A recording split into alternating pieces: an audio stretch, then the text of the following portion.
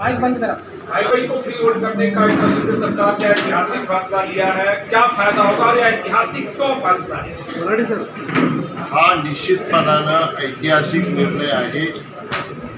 या निर्णयासाठी सगळी जनता या शहरामधली रहिवासी अनेक वर्ष वाट पाहत होते। दुर्दैवाने त्याचा फॉलो प्रॉपर झालेला नव्हता आणि शिंदे साहेबांसारखा नेता नसल्यामुळे याच्यापूर्वी मुख्यमंत्री पदावर हा निर्णय उशिरा होईल नाही होईल अशा प्रकारची परिस्थिती होती। परंतु आम्ही सातत्याने या शहरामधले जे रहिवासी आहेत त्या रहिवाशांचा जो त्रास आहे तो आम्ही रोज पाहत होतो। शेकडो लोक आमच्याकडे येत होते, कायदेशीर घरं खरेदी करत होते, लाखो रुपये करोडो रुपयाचे फ्लॅट खरेदी करत होते, मात्र त्यांची नावं त्या फ्लॅटला लागत नव्हती। सिडकोमध्ये हेलपाटे मारावे लागायचे, पैसे द्यावे लागायचे आणि तरी देखील फॉर्मॅलिटी कंप्लीट करून त्यांची नावं लागायची नाही। मॉर्गेज करायचं सिडकोत जा, दुरुस्ती करायची सिडकोत जा, रिडेव्हलपमेंट करायचं सिडकोत जा आणि सिडकोमध्ये इतका वेळ जायचा की ते खूप त्रासाचं होतं लोकांना सगळ्या अर्थाने।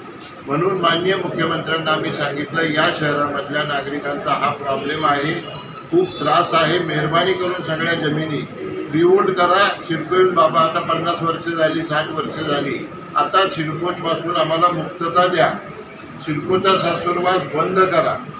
CM साहेबांना ते पटलं। आम्ही सगळी मंडळी शिवसेनेची जायचो, साहेबांकडे किरकिर करायचो, तक्रार करायचो। साहेबांनी ताबडतोब संबंधितांना इन्स्ट्रक्शन दिल्या, सिडकोने काल ठराव घेतला आणि जेवढ्या रहिवासी प्रॉपर्टी आहेत या सगळ्या रहिवासी प्रॉपर्टीज या फ्रीहोल्डमध्ये कन्वर्ट करण्याचं ठरलेलं आहे।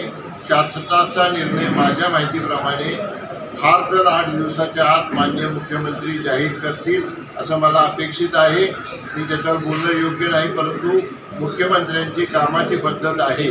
तुम्ही प्रकल्पग्रस्तांच्या वेळी पाहिलं, मीटिंग झाल्यानंतर तिसऱ्या दिवशी GR काढला, तात्काळ GR काढतील अशी अपेक्षा आहे आणि त्यामुळं या शहरातल्या सगळ्या लाखो लोकांना फार मोठा रिलीफ मिळाला आहे, त्यांचा वेळ वाचला आहे, त्यांचा पैसा वाचला आहे आणि त्यांचा मनस्ताप वाचला आहे। याच्यासाठी मी आदरणीय मुख्यमंत्री, आदरणीय चेअरमन साहेब शिरसाट साहेब, आदरणीय आमचे खासदार सन्माननीय मस्के साहेब यांचे खूप खूप आभार मानतो। याचा फायदा नेमका कोणाकोणाला होणार आहे? याचा फायदा कुठे किती लोक